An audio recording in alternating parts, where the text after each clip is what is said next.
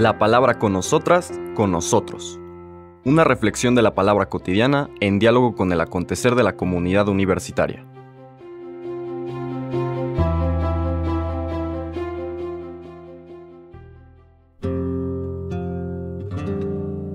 Hola, buenos días. Bienvenidas, bienvenidos a la palabra con nosotras, con nosotros. Hoy lunes 5 de febrero, en particular en México, cambiamos nuestras lecturas porque es la fiesta de San Felipe de Jesús, el primer santo mexicano, que inclusive en la Ciudad de México, que es su lugar de nacimiento, es una solemnidad. Y por eso dejamos el Evangelio de Marcos, que nos ha estado acompañando, y pasamos al Evangelio de San Lucas, capítulo 9, versículos del 23 al 26. En aquel tiempo Jesús dijo a la multitud: Si alguno quiere acompañarme, que no se busque a sí mismo, que tome su cruz de cada día y me siga. Pues el que quiera conservar para sí mismo su vida, la perderá, pero el que la pierda por mi causa, ese la encontrará. En efecto, ¿de qué le sirve al hombre ganar todo el mundo si se pierde a sí mismo o se destruye? Por otra parte, si alguien se avergüenza de mí y de mi doctrina, también el Hijo del Hombre se avergonzará de él cuando venga revestido de su gloria y de la del Padre y de la gloria de los santos ángeles. Palabra del Señor. La liturgia escoge este texto, en particular de Lucas, porque la fiesta es de un mártir, en este caso San Felipe de Jesús. Recordamos que martirio, literalmente en griego, significa testimonio.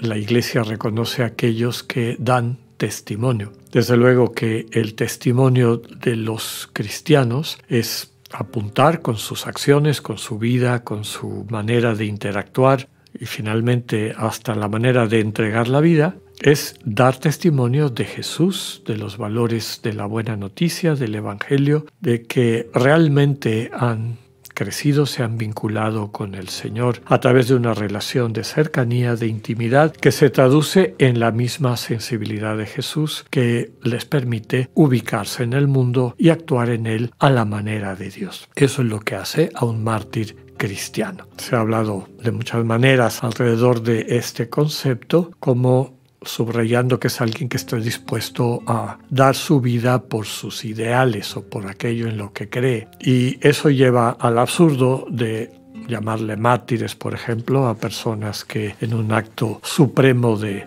obcecación están dispuestos a morirse matando a muchísimas otras personas. ¿Qué diferencia eso del concepto cristiano del martirio, que implica este testimonio del amor infinito de Dios y finalmente del Dios mismo? El contexto de la lectura de San Lucas que escuchamos es después, como sabemos, después de la confesión de fe de Pedro, cuando el Señor les pregunta a sus discípulos y discípulas: ¿quién dice la gente que soy yo? Para después hacerles la pregunta directa: ¿quién dicen ustedes que soy yo? Y Pedro contesta a nombre de toda la comunidad, subrayando que lo reconocen a él, no ya como meramente un rabino, un maestro del arte de vivir, sino el Mesías, es decir, el enviado de Dios, quien viene con la autoridad completa de Dios a liberar a su pueblo. El Señor inmediatamente después describe en qué consistirá su mesianismo, la manera como va a liberar a su pueblo, que ya sabemos que implica asumir sobre sí todas las consecuencias del pecado, es decir, del egoísmo que nos lleva a maltratarnos, a matarnos mutuamente. Asumirlas sobre sí de una manera solidaria, podríamos decir, en la línea de los cánticos del siervo sufriente de Yahvé de Isaías, del profeta Isaías. Sus heridas somos sanados, y las heridas que tiene son nuestras heridas. Por nuestros pecados asume todas estas consecuencias, como decíamos. Ya hemos subrayado muchas veces que no se trata de pagarle deudas a un banquero cósmico, a este Dios que va contando lo que se le debe, sino las consecuencias concretas que todas y todos hemos experimentado de las acciones de desamor, tanto aquellas de las que somos víctimas como aquellas que nosotros cometemos. Entonces, de esa realidad de herida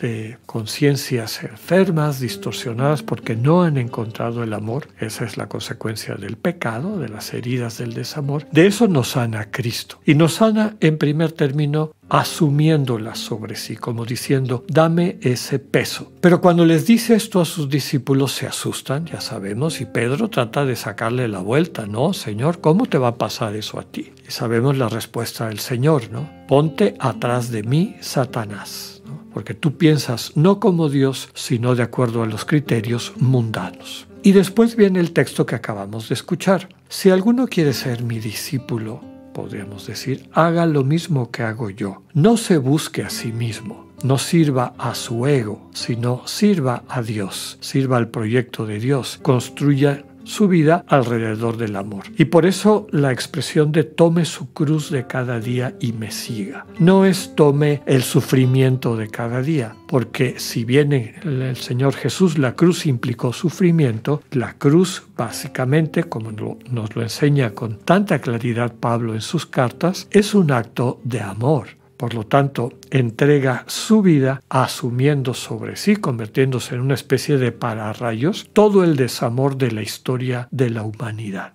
Por lo tanto, la cruz es un acto de amor. Lo que el Señor está diciendo, si quieren acompañarme, no le hagan caso a su ego. Asuman su vocación de amar, concreta, cada quien de acuerdo a su vocación, en su lugar y tiempo. Es lo que significa el cada día. Y sígame, vamos juntas, juntos. El que quiera conservar para sí mismo su vida, el que le dedique su vida a su ego, la va a perder. Pero el que entrega su vida por la causa de la buena noticia, ese encontrará una vida renovada. ¿De qué le sirve a alguien ganar todo el mundo, todo lo que el mundo ofrece, si se pierde a sí mismo o se destruye? Mucha gente ha sido convertida por esta frase. Realmente, ¿qué es lo importante de la vida? ¿A quién estás sirviendo? Ya sabemos el premio que ofrece el espíritu del mundo y el premio que ofrece el Dios vivo. Con esta lectura, y quise terminar en esta fecha del 5 de febrero, en este santo tan querido de nuestra tradición nacional mexicana, el primer santo mexicano, podríamos decir los primeros frutos de la evangelización, porque pues sí, muere en el siglo XVI, a finales del siglo XVI, durante esta fuerte persecución que se dio en Japón contra los cristianos. Pero les decía que quise elegir esta fecha para hacer el cambio de que de ahora en adelante ya no voy a hacer los comentarios del Evangelio del día, porque ya cubrimos todos los evangelios de los 2 ciclos de las lecturas feriales, es decir, de las lecturas entre semana, y ahora vamos a utilizar los próximos 2 años para hacer comentarios sobre las primeras lecturas que están normalmente encausadas ya sea al Antiguo Testamento o a las cartas del Nuevo Testamento, a los textos que no son evangelio del Nuevo Testamento. Así que a partir de mañana tomamos esta temática de la primera lectura. Quienes quieran consultar los comentarios del Evangelio de cada una de estas semanas han quedado todos grabados y están accesibles en mi página personal www.alexandersatirkasj.info. También los pueden encontrar en Spotify, nada más yéndose poniéndolos en orden del más antiguo al más nuevo. Ahí encontrarán, por si quieren escuchar, los comentarios del Evangelio de cada día. Nos vemos mañana con esta nueva etapa de nuestro podcast, La Palabra con nosotras, con nosotros. Que tengan un buen día, Dios con ustedes.